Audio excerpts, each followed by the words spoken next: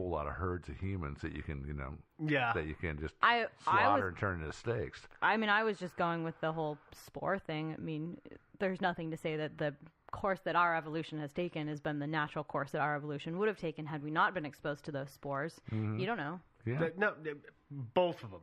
Although I do like Joe's theory a little bit better. Yeah, because you guys don't like the human idea. cattle. You don't like the idea of benevolent aliens. You No. guys are always like, oh, aliens, they're No. evil and I horrible." want the Joe cattle line. There's what is it, Omicron Persei 8, and they've got a whole host of clones of Joe that are just walking around talking about submarines before they get cut up into I know.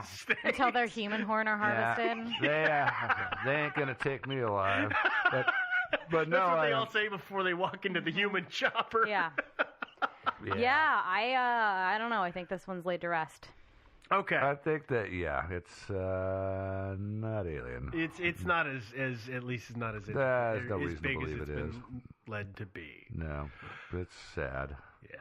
It would be fun. It would be fun. And by the way, I was speaking back to the whole thing about aliens.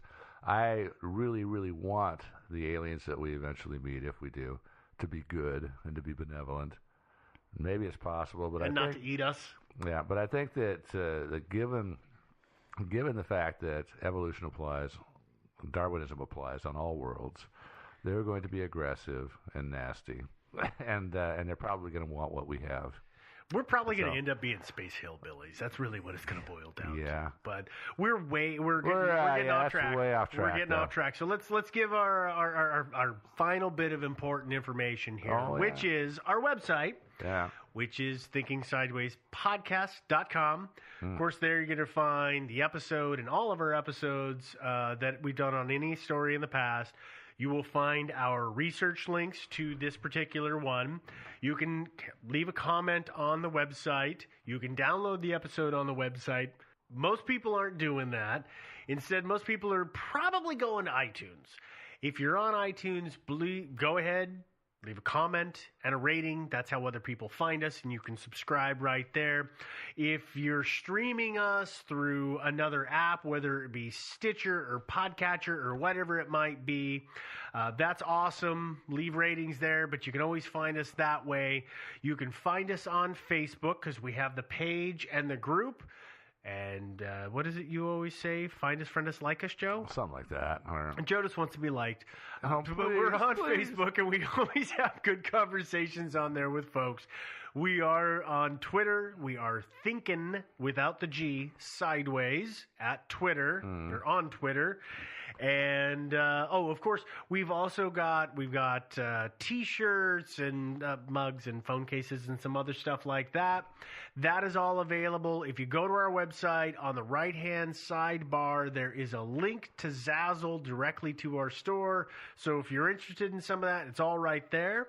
And, of course, if you are the Black Knight Satellite and you want to talk to us, stop using those silly LDEs and just send us an email. That's right, dude. Come on, get 21st century and all that. Get an it's going to be an email address that's at Black Knight. No, it's going to be at clintonemail.com.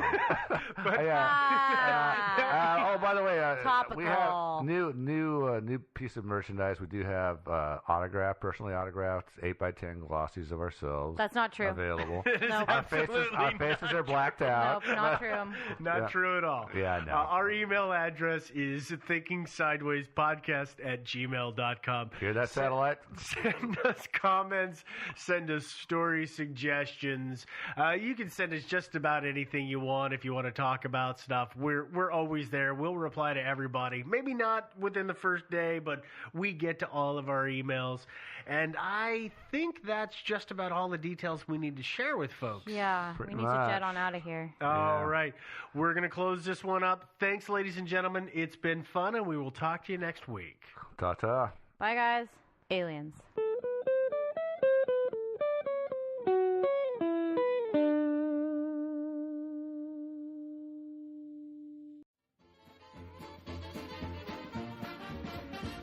Thinking Sideways.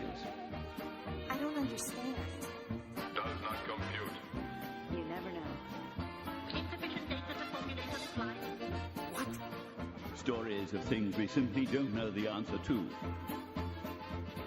Hey, everybody, and welcome again to another episode of Thinking Sideways.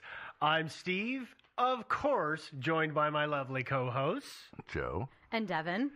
and once again, we've got a little bit of a mystery. Well, actually, it's kind of a story, kind of a mystery, but unlike most of them, we've actually got a good bit of information to reveal. Yeah, we've got.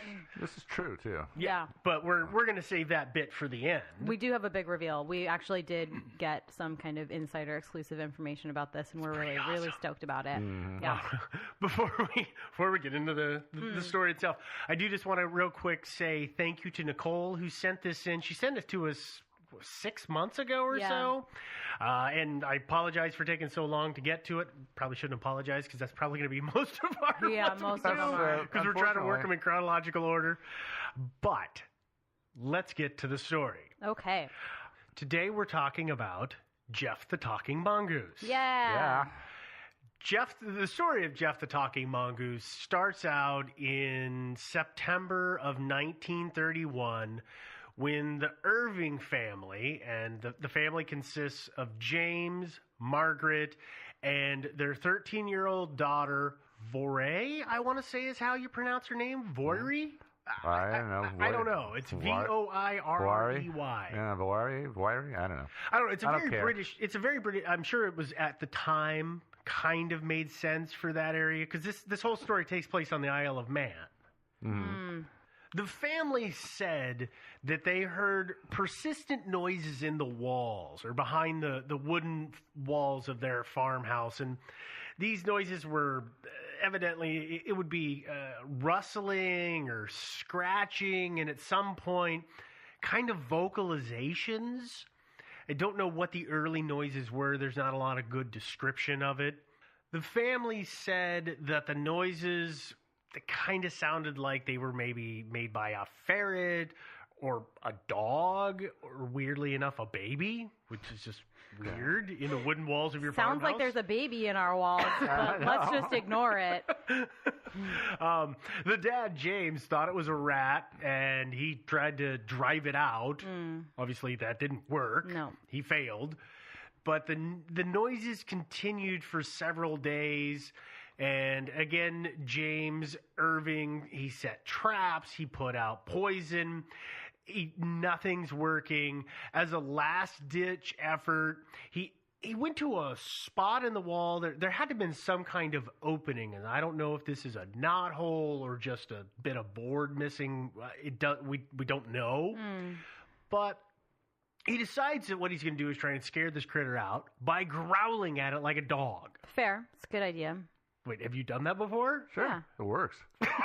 I don't have animals living my walls anymore. Well, it didn't work so well for James because whatever was in the wall growled right back at him. Oh, And that's when they discovered Jeff in the walls. Jeff.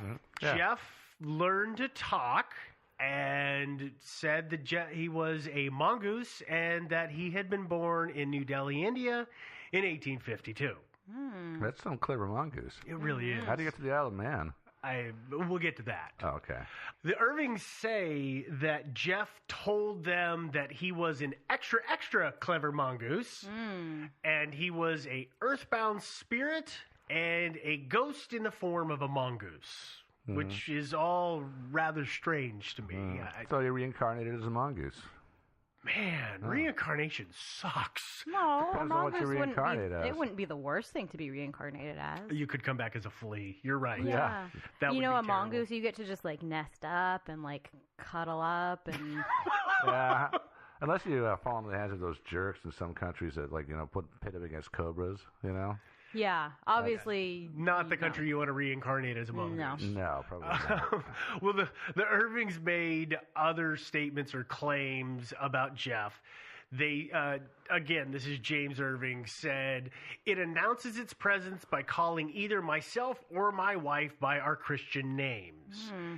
This is something that he wrote. I think it might have been in his diary, or maybe he wrote it to a paper. I don't know, because the papers went crazy about this, as we're going to talk about. His hearing powers are phenomenal. It's no use whispering. It detects whispers 15 to 20 feet away, tells you that you're whispering, and then repeats exactly what one has to say, which sounds like a jerkish move to me. Yeah, that's interesting, actually, that Jim refers to Jeff as an it. I don't think he liked Jeff all that much. Yeah. But Really? Jeff didn't mind him, evidently. How do you not like mongooses? They're cute. They look like little versions of, well, they look like a ferret, basically. Kind of like a ferret, but They're cute enough. Yeah. Well, Jeff was a good guard for the house. Jeff would tell them when someone was approaching the house, and would also tell them when dogs that he didn't recognize were coming to the house. If somebody had forgot to put the fire out at night, Jeff evidently was the one that would go down and shut the flue down and tamp the fire, or to put the fire out, which is an awfully nice thing to do, and would wake people up if they overslept. hey, my cats do that. If they did actually get mice in their house, Jeff would get rid of them. But Jeff said that Jeff didn't want to kill them, would actually just scare the mice away, which, okay, I guess, but that means to me they'd come back. But hey, what do I know? I'm not a mongoose. The Irvings, well, they fed Jeff not exactly the normal fare that I would say a mongoose should be eating. I mean, what do you think about this diet, Devin? We've got biscuits, chocolates, bananas, and any other food that they had around. Well, that sounds like, what the Brits eat anyways. So.